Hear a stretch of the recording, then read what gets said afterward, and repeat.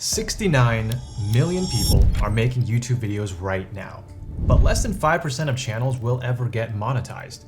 And I want you to be one of them. The YouTube algorithm has changed. What used to work even a year ago is no longer working. And I know because I work with tons of channels on a daily basis. And what I found is that you don't need to chase trends, you don't need retention hacks. What you need is a boring strategy. This is the strategy that we're running on all our clients and even on our own channels. It's made us $250,000 in the past few months. And so in this video, I'm going to break down exactly what this boring strategy is and why people are using it incorrectly. So to understand this, let's look at how the YouTube algorithm currently works. So on the left side here, this is what the algorithm used to be like. Let's say this is you, you're the creator, and you are in the center of this circle. And so as you're making videos, people are going to come into your circle and check them out. And some people are going to stay.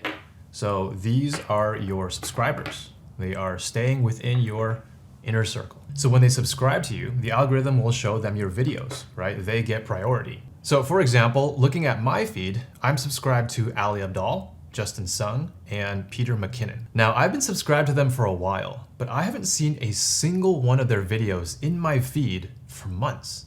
So what this means is that the algorithm no longer prioritizes showing videos to your subscribers.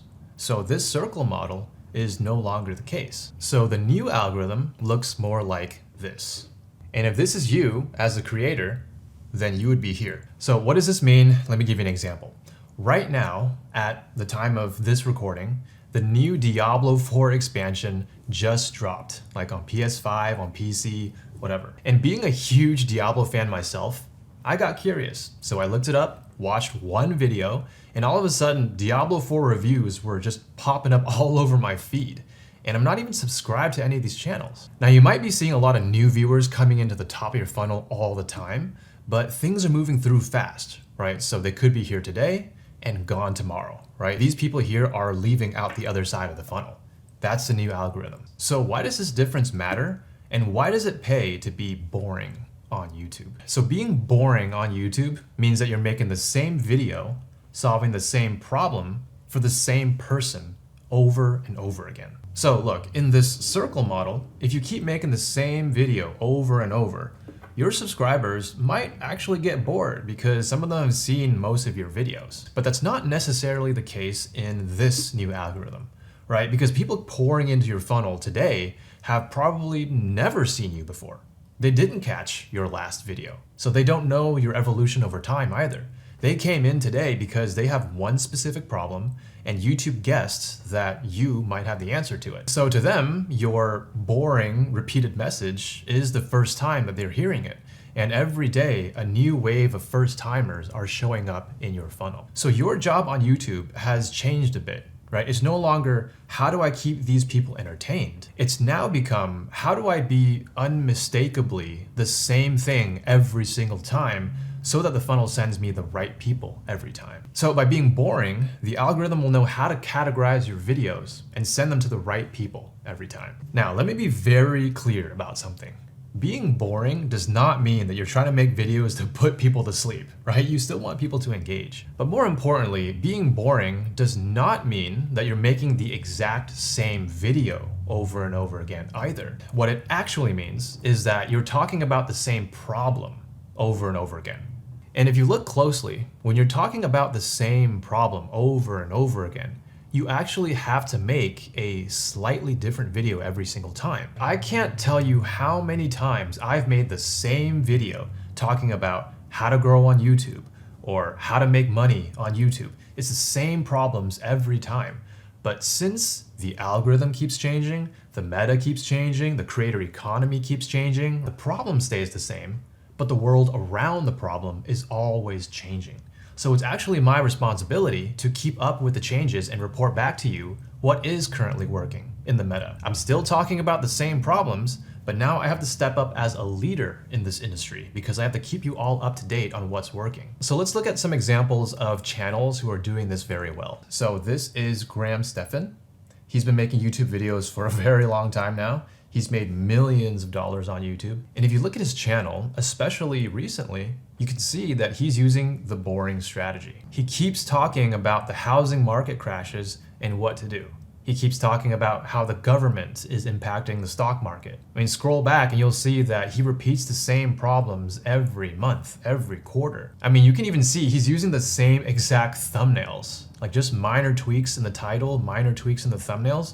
But overall, he's just hammering in the same problems over and over. That's the boring strategy. And he's become known for this. And people start to, associate him with this because he's so consistent. I mean, it's boring, but it works. Next, let's look at our friend Justin Sung. He has talked about the same problems over and over again. How to learn faster, how to remember everything you learn, how to set goals. I mean, we used to be in the same niche as Justin before we pivoted to YouTube. And I remember seeing him make the same reverse goal setting videos he's been doing for years. But guess what? It's the same problem, but different video. Right? What happened recently that changed the way that we learn? AI came into the picture, right? Learning and studying this year is completely different because of AI. And so Justin's responsibility as a creator is to keep teaching the same problem, but make sure that it's updated to the times, right? To ensure that it's actually relevant and useful for people today. That's the boring strategy. Now, some of you might be thinking, what if I don't know what problem to talk about over and over again? Right? Some of you have a lot of knowledge and a lot of experience from your career, and you need help kind of identifying what are the few problems that you can totally own on your channel. Well, that's where the sponsor of today's video comes in, 1 of 10. Now, we're fortunate to be connected directly to the team at 1 of 10. They're amazing dudes and they understand YouTube. We've been running 1 of 10 on this channel and all of our clients' channels for the past few years. And they've been extremely helpful for coming up with good ideas. Because when you choose your niche, the next question becomes, what topics or ideas are actually working in this niche right now? Before 1 of 10, what we used to do is just spend hours doing manual competitor research and market analysis, scrolling through YouTube, trying to figure that out.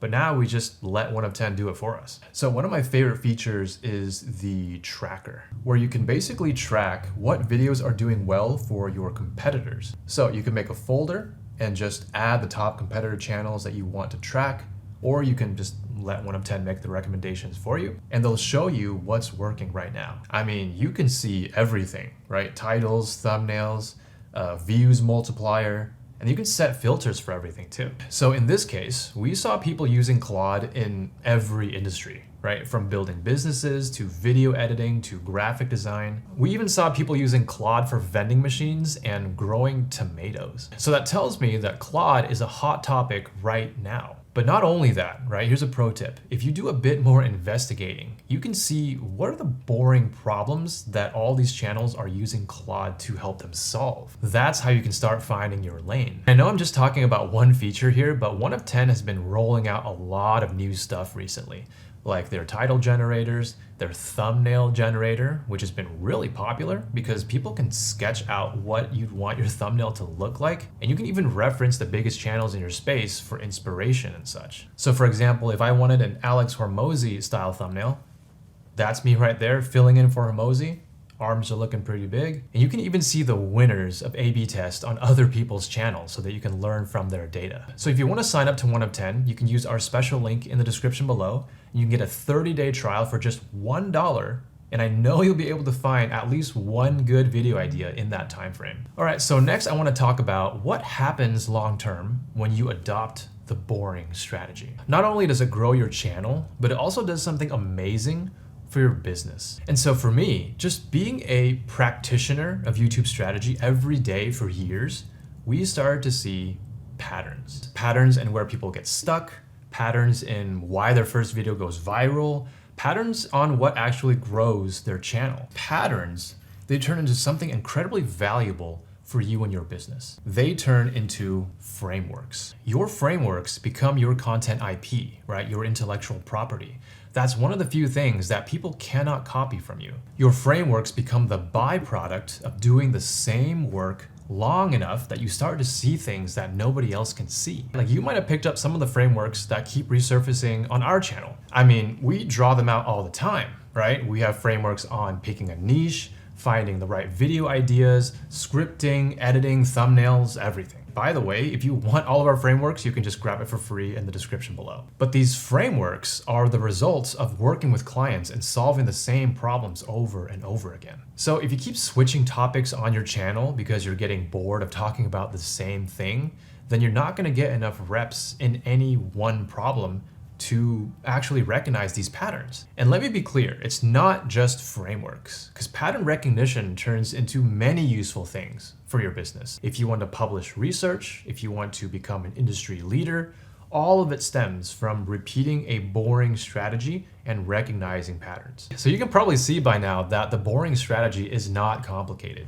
So why then don't more people actually do it? Well, unfortunately, the most fundamental things are not always the easiest to do because it just works against our human nature. I mean, look at the fitness industry, right? Everyone knows what it takes to get jacked and to get six-pack abs. You eat less bad food, you exercise more, and you do it consistently. It's a boring strategy, but we know it works because we have endless research showing that it works, and yet only about 2% of the population ever lose enough fat to get to the point where they have a six-pack. And it's the same with YouTube, right? There are millions of channels out there, but only about 5% ever get monetized. But the boring strategy is there, but your human nature is somehow going to, sabotage you or get in your way. So what is this and how do we address it, right? So first, there is pride. When you settle for just doing the same thing over and over again, it kind of feels like you're settling. Right? It doesn't feel ambitious. It's just you settling for the same thing. For ambitious people, that might even feel like you're giving up. Now, the second thing is fear. And in particular, it's the fear that people will get bored of hearing your story. I mean, I definitely felt this one. I've told my story about how I used to be a doctor, but then I quit medicine to become a YouTuber. I mean, I must have told that story 1,000 times. I'll be honest, I got sick of telling that story a while ago. But what's happening is my audience isn't getting tired of me telling that story. Well, not that I know of, anyway.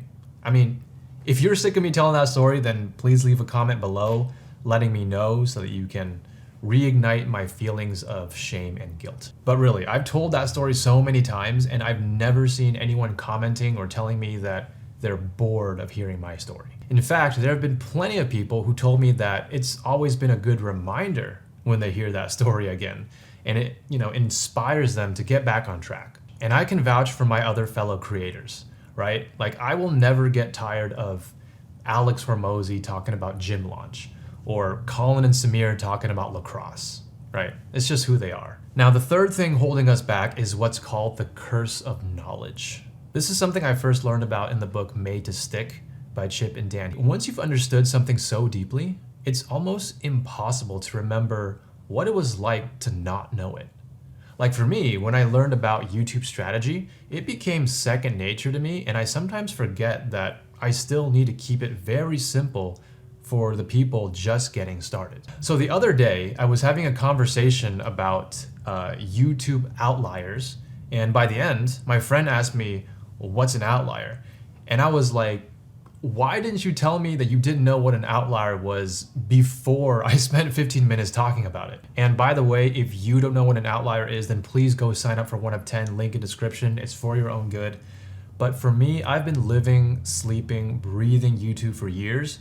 So sometimes I forget that something so boring to me can still be new and magical to someone else. So by now, you know what the boring YouTube strategy is, and you know what's probably stopping you from taking action. So let me give you this Zen proverb that I've been thinking about a lot. Before enlightenment, chop wood, carry water.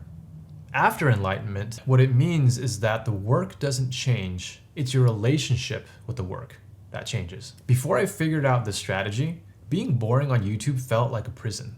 It felt like I wasn't allowed to be creative. But after I figured it out, right, I got enlightened. Boring is the thing that now I'm trying to protect. I am now always on the hunt for different ways to solve the same problem. Like, what are the new tools? What's the new research? What can I learn and report back to you about YouTube? It's given me a purpose and to feel like I'm evolving in my craft. And that's what I want for you too. Now, of course, actually choosing your problems and finding your lane, that's a whole other discussion. Most people will hear everything I just said now, and they'll immediately just default to picking a niche. If I were starting a channel from zero today, I wouldn't think about picking a niche. I do something completely different. And I made a whole video on exactly that right here.